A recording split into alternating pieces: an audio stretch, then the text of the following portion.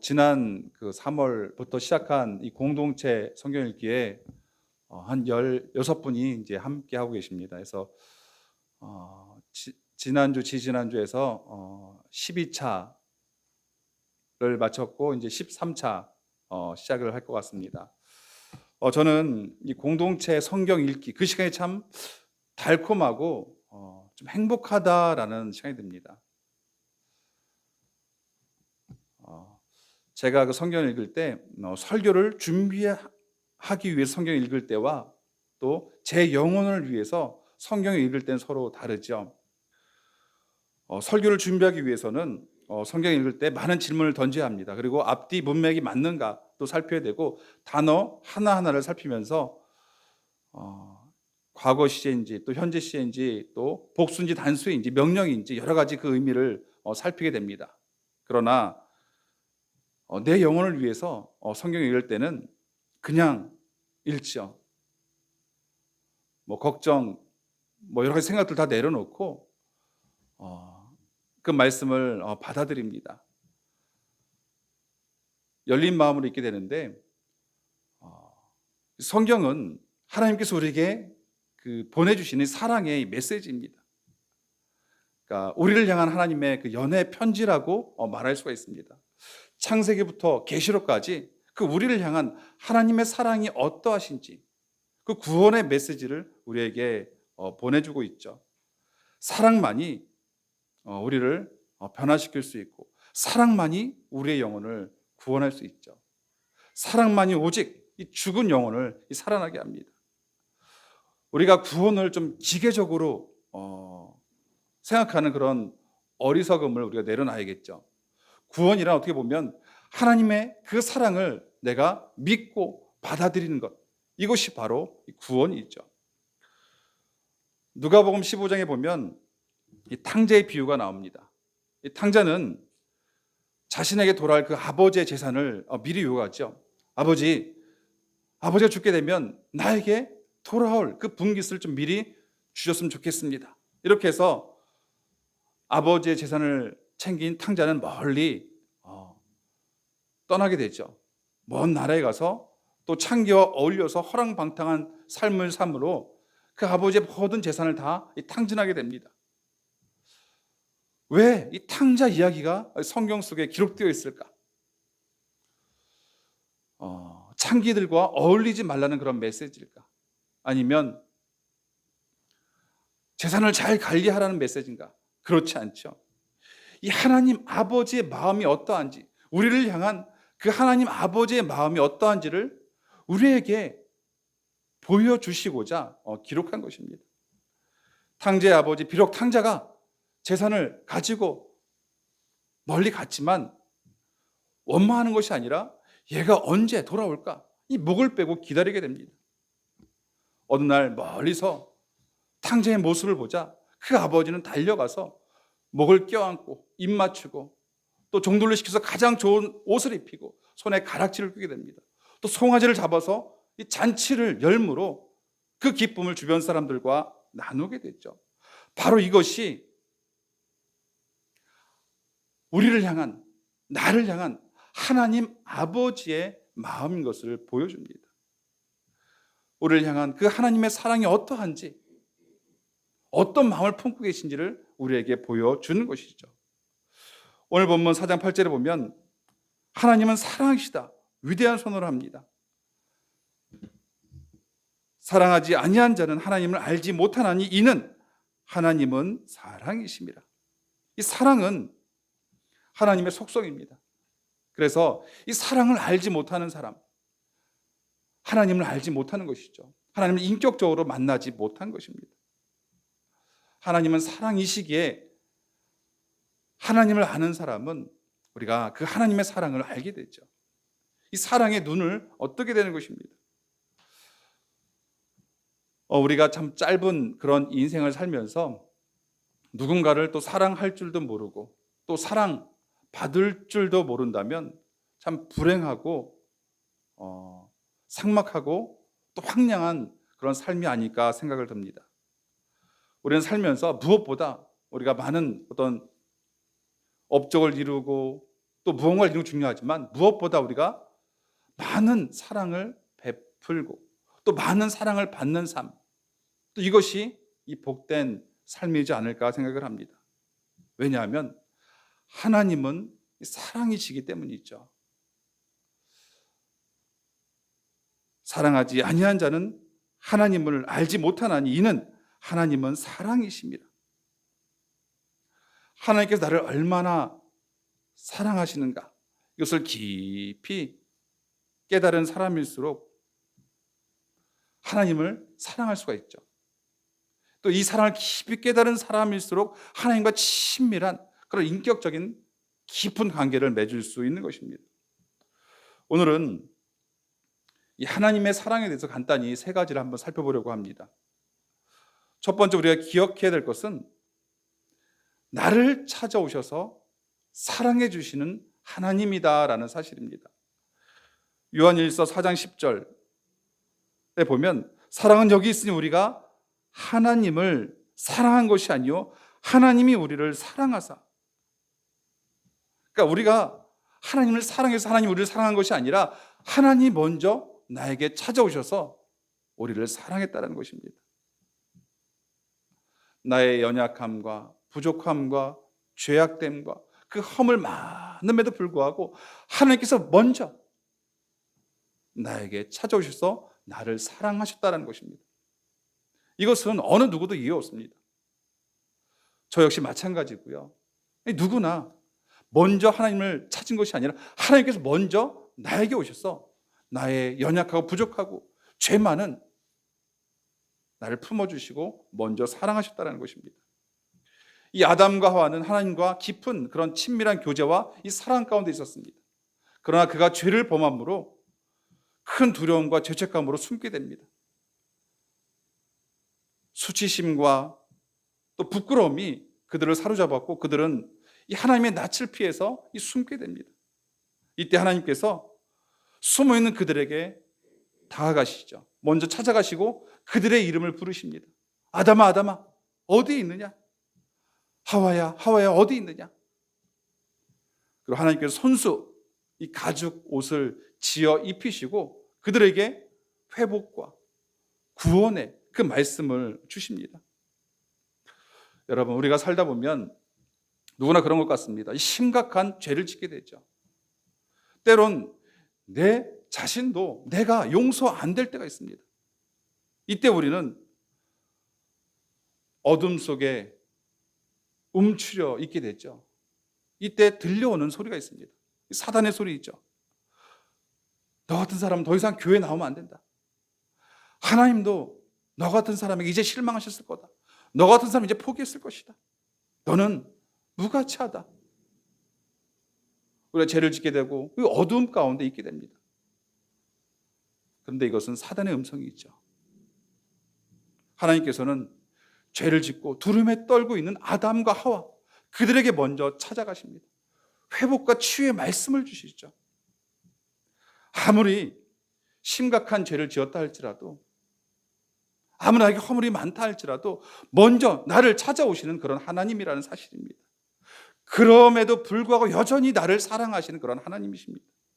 여러분 하나님의 이런 사랑이 있기에 우리가 구원을 받을 수 있는 것이고 이런 사랑이 있기에 우리가 구원에서 떨어지지 않는 것입니다.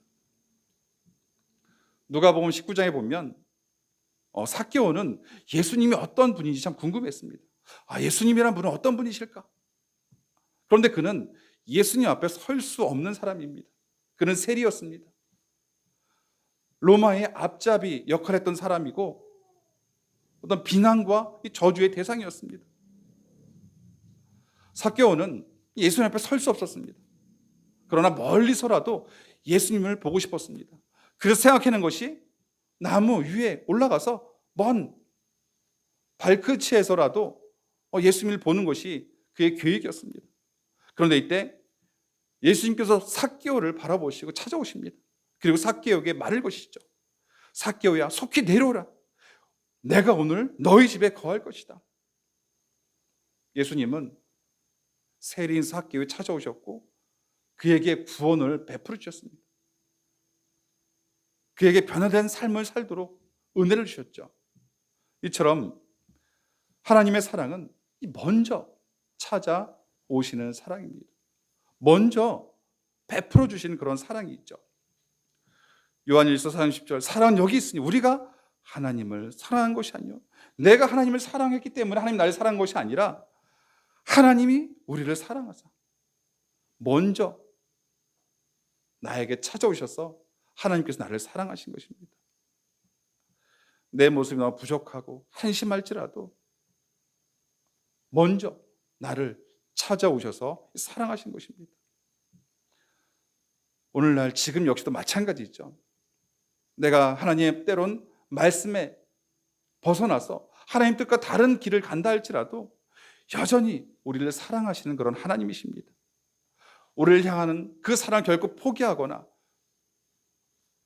거두지 않는 그런 하나님이십니다.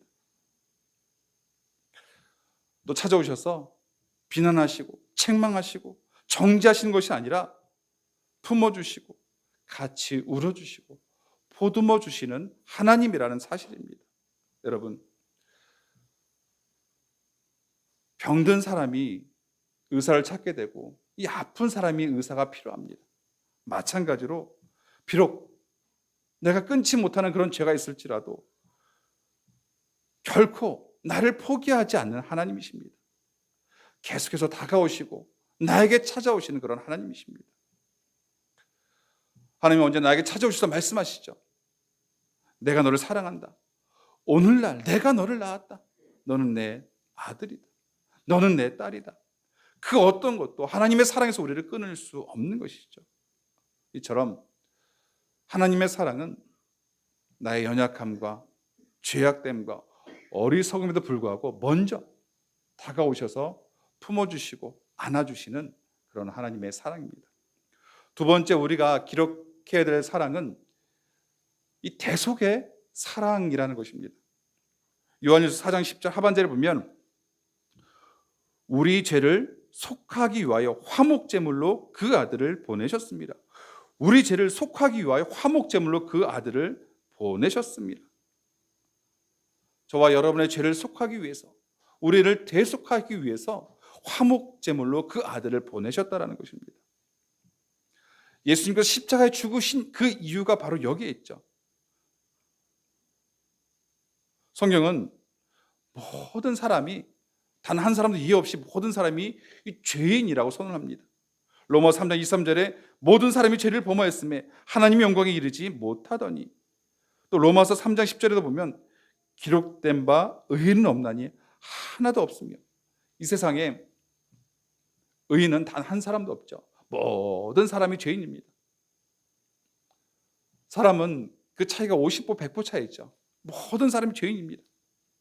사람이 하루에 한 번씩 생각으로 마음으로 또 이렇게 하루에 한 번씩만 죄를 진다고 하면 1년이면 300번이 넘죠.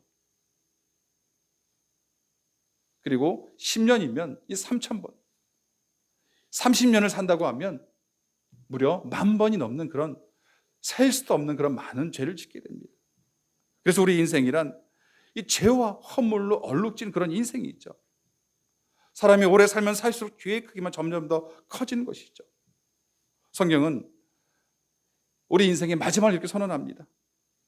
히브리서 9장 27절 보면 한 번 죽는 것은 사람에게 정하신 것이요 그 후에는 심판이 있으리니, 모든 사람 죽게 되죠. 죽음이 끝이 아니라 죽음 이후에는 하나님의 심판이 있습니다. 로마서 6장 23절에 보면 죄의 싹은 사망이요, 이 죄라는 것은 죽음으로 그 값을 치러야 합니다. 죄를 지은 사람은 반드시 죽어야 되는데 안타깝게도 우리 인간은 이런 죄에서 벗어날 그런 방법이 없습니다. 내가 아무리 노력한다 할지라도, 내가 아무리 열심히 낸다 할지라도, 내가 아무리 순결한 그런 삶을 산다 할지라도 우리는 이 사망의 죄의 문제를 해결할 방법이 없죠. 사람은 일평생 죄 가운데 살다가 죽어서 하나님의 심판을 받고 영원한 지옥 형벌을 받아야만 하는 그런 안타깝고 불행한 그런 길을 걸어가는 사람들이죠. 그래서 오늘 본문에 보면 하나님께서는 우리에게 이 대속의 사랑, 용서의 사랑을 베풀어 주셨다는 것입니다. 요한일서 4장 10절 하반절에 하나님이 우리를 사랑하사 우리 죄를 속하기 위하여 화목제물로 그 아들을 보내셨습니다. 하나님이 우리를 사랑하사 우리 죄를 속하기 위하여 화목제물로 그 아들을 보내셨다. 이 구약 시대는 죄를 지은 사람이 그 죄의 문제를 해결을 받기 위해서 뭐 양이나 소를 제물로 드렸습니다. 양이나 소를 끌고 와서 그 머리에 안수를 합니다. 그러니까 내가 그 지은 죄가 그 양이나 소에게 전가되는 것이죠. 그리고 피를 흘리고 또 각을 떠서 태우게 됩니다. 그러나 이런 짐승 제사는 우리의 죄를 온전히 해결할 수가 없었죠. 이런 것을 잘 하신 하나님께서 우리를 위한 온전한 화목제물로 이 땅에 예수 그리스도를 보내셨다는 것입니다. 바로 독생자이시죠. 우리는 하나님 앞에 내세울 것이 아무것도 없는 그런 자들입니다. 온갖 죄로 얼룩져 있는 자들이죠. 그러나 하나님께서는 우리를 품어주시고 사랑해 주시고 나의 죄값을 예수님께서 대신 지심으로 모든 죄를 사해 주시고 하나님의 자녀되게 하셨다는 것입니다. 우리 요한복음 3장 16절 말씀 같이 읽었으면 좋겠습니다. 같이 읽겠습니다.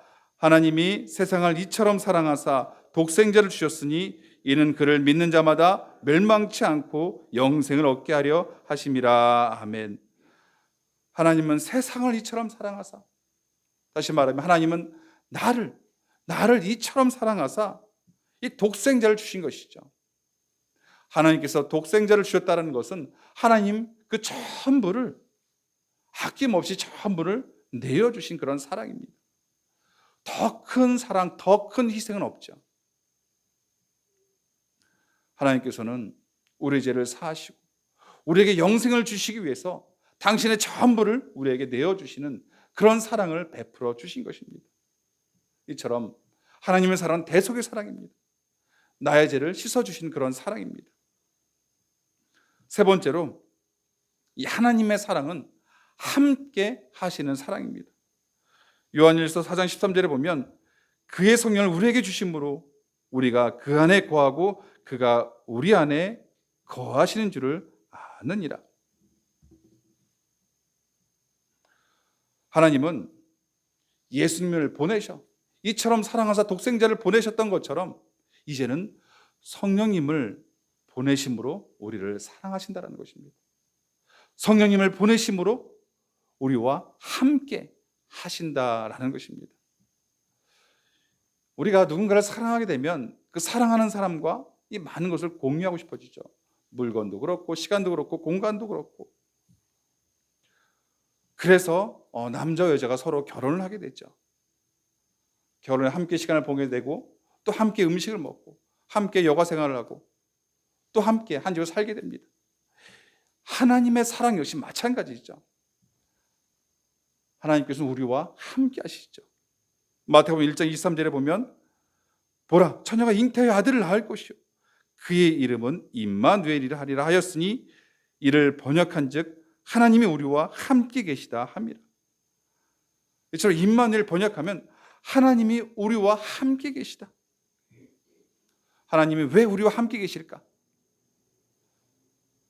우리를 사랑하시기 때문에 함께하기 원하신다는 것입니다. 우리 남녀가 사랑하면 함께하기 원하는 것처럼 하나님께서 우리를 사랑하시기에 우리를 홀로 내버려 두신 것이 아니라 우리와 함께 하신다는 것입니다. 사랑이란 나를 주어서 함께하는 것입니다. 하나님 지금도 우리와 함께 하시는 그런 사랑을 베풀고 계신다는 것입니다.